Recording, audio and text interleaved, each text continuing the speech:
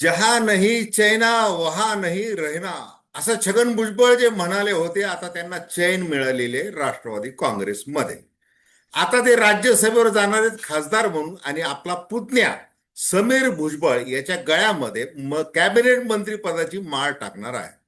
आणि तशी जबरदस्त अटच त्यांनी राष्ट्रवादीच्या नेतृत्वासमोर, म्हणजे पार्थ पवार, सुनेत्राताई पवार आणि प्रफुल्ल पटेल आणि सुनील तटकरे यांच्या समोर टाकलेली आहे.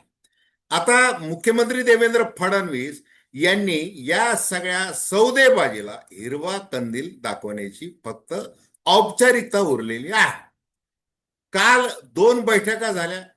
एक प्रफुल्ल पटेल यांच्या निवासस्थानी झाली आणि एक छगन भुजबळ यांच्या निवासस्थानी झाली. एकूण काय, तर पुणे विधान परिषदेमध्ये शरदचंद्र पवार राष्ट्रवादी काँग्रेसने घेतलेली ऐनवेळची माघार असेल, किंवा आता भुजबळांना खासदारकी आणि त्यांच्या घरामध्ये मंत्रीपद हे असेल, या सगळ्या मागे राष्ट्रवादी काँग्रेस दोन्ही आणि भारतीय जनता पार्टीचं कसं साठोलोट आहे.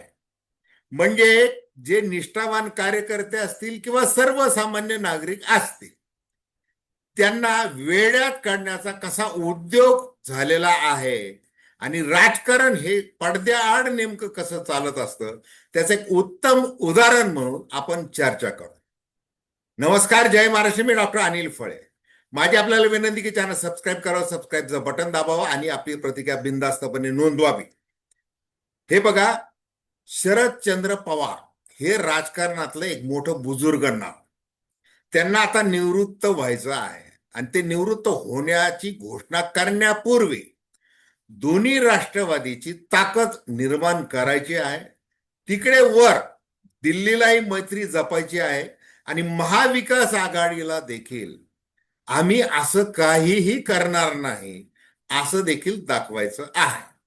आता खासदार सुप्रिया सुळे त्या पद्धतीने एक एक एक एक विधान करायला लागलेले आहेत. हे मी यासाठी सांगतोय की छगन भुजबळ असतील, पार्थ पवार असेल, तटकरे असतील, पटेल असतील, सुनेत्राताई पवार असतील, किंवा इकडे मग जयंत पाटील असतील, जितेंद्र आव्हाड असतील, वगैरे वगैरे, शरदचंद्र पवार राष्ट्रवादी काँग्रेसचे सगळे नेते असतील, यांच्या मनामध्ये शरद पवारांनी एक मंत्र टाकलेला आहे. तो मंत्र काय आहे याची पूर्ण माहिती भारतीय जनता पार्टीच्या शीर्षस्थ नेतृत्वाला आहे, आणि मुख्यमंत्री देवेंद्र फडणवीस यांना तर आहेच.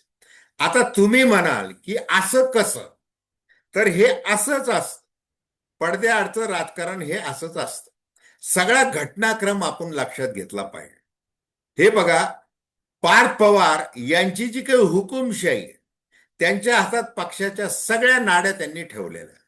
मग पटेल आणि तटकरे यांना जागा दाखवण्यापासून उमेदवारी देण्यापर्यंत आपण काय करू शकतो हे त्यांनी दाखवून दिलेलं आहे. ज्या वेळेला जिशान सिद्दीकी यांना विधान परिषदेची उमेदवारी दिली, त्याच वेळेला विक्रम काकडे हे नाव त्यांनी रेटलं होतं, परंतु तटकरे आणि पटेलांनी ते हाणून पाडले की पक्षाचा असा निर्णय होऊ शकत नाही. सध्या तर मुंबईमध्ये आपलं एक शक्तिस्थान निर्माण केलं पाहिजे, म्हणून जिशान सिद्दीकी यांना उमेदवारी दिली पाहिजे. त्यावेळेला ते रद्द झालं. त्याच्यानंतर वेळ आली की पुणे विधान परिषद मतदारसंघ, मग विक्रम काकडे यांना उमेदवारी देण्यात आली. मग तिथं काय झालं, सुनील टिंगरे असतील, बाकीचे दीपक मानकर असतील, या सगळ्यांनी काय केलं, त्याला विरोध केला. मग नंतर तो विरोध मावळला. विक्रम काकडे यांनी अक्षरशः या प्रत्येकाची गळा भेट घेतली, आणि त्यांनी ते ऐकलं की ठीक आहे, आता तुम्ही उभे राहा, आम्ही तुमच्या पाठीशी आहोत. दुसरं एक कर्तृत्व काय झालं, शरदचंद्र पवार गटाचे जे काही उमेदवार श्रीकांत पाटील यांनी सुद्धा माघार घेतली. हे विषयाची बातमी इथं आहे.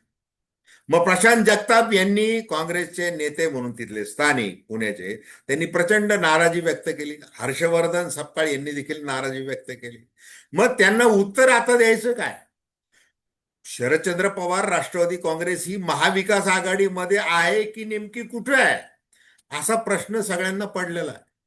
मग त्यामुळं खासदार सुप्रिया सुळे असे म्हणाल्या, फार परिपक्व, प्रगल्भपणे सशक्त लोकशाहीविषयी त्यांनी भाष्य केलं की घोडे बाजार टाळण्यासाठी आम्ही हे केलेलं आहे.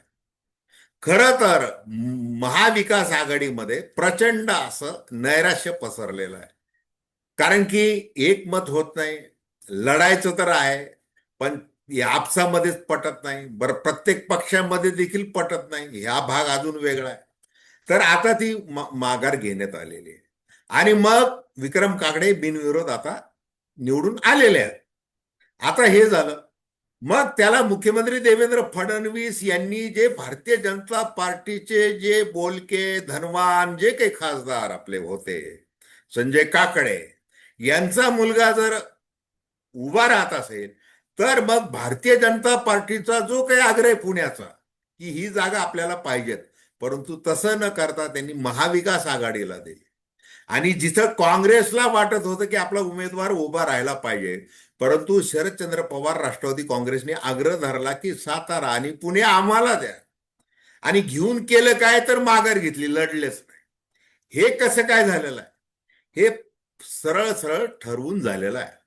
यांच्या प्रत्येक वर्षा बंगला असेल, सिल्वर ओक असेल, या सगळ्या ठिकाणी ह्या सगळ्या गोष्टी ठरतात आणि मग त्यानुसार निर्णय होतात.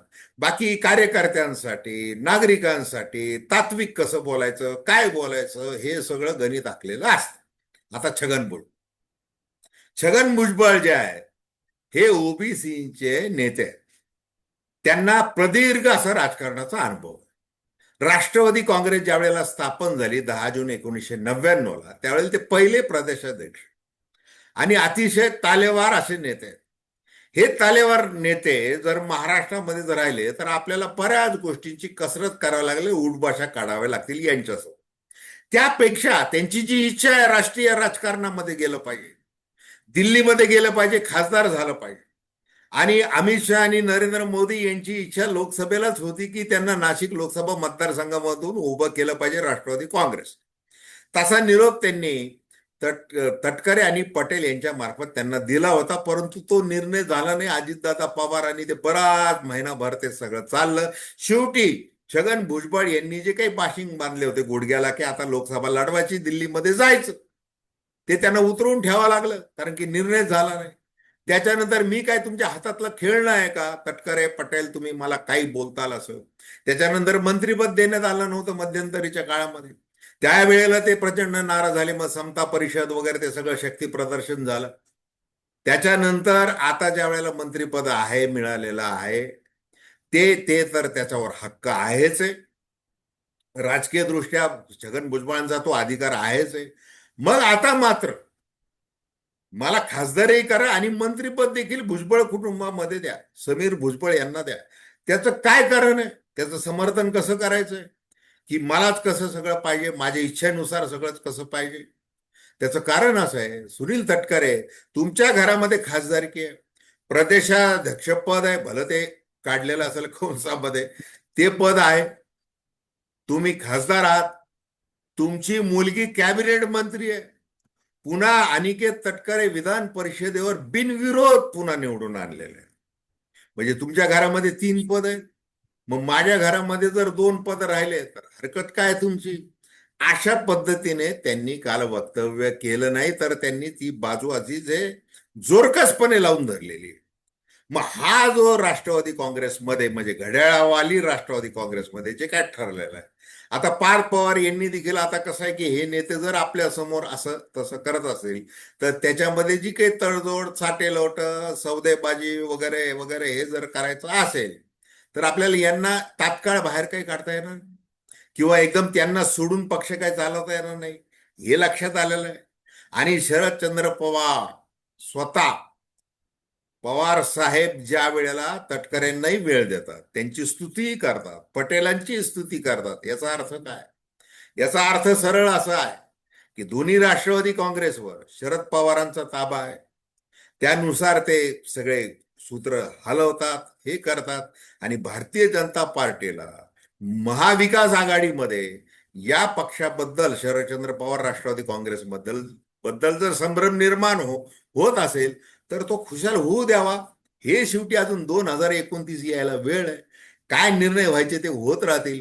परंतु आत्ता जे काही तडजोडीचं राजकारण आहे, आत्ता जे काही म्हणजे बाजार जो भरवलेला असो, आणि राजकारणामध्ये शेवटी कसं आहे, सगळं क्षम्य आहे. त्याच्यामुळे सत्ता, संपत्ती, पद डोळ्यासमोर ठेवून प्रत्येक पक्षांतर्गत निर्णय घेतले जातात, पक्षांमध्ये निर्णय घेतले जातात, वेगवेगळ्या नेत्यांमध्ये निर्णय घेतले जातात आणि राजकारण हे पडद्याआडचं असं सदैव चालू असतं. जसं घड्याळाचे काटे कधीही थांबत नाही, तसं राजकारण सुद्धा थांबत नाही. कोण कोणता आकडा लावताय आणि कोण कुठं उभं राहिलेलं हे काही कळत नाही. शेवटी कसं आपण सर्वसामान्य आहोत आणि कार्यकर्ते यांनी सतरंजा उचलायच्या आहेत एवढंच. तर धन्यवाद. हा व्हिडिओ आपल्याला आवडला असेल अवश्य शेअर करा, सबस्क्राईब करा आणि आपली प्रतिक्रिया बिनधास्तपणे नोंदवा. धन्यवाद.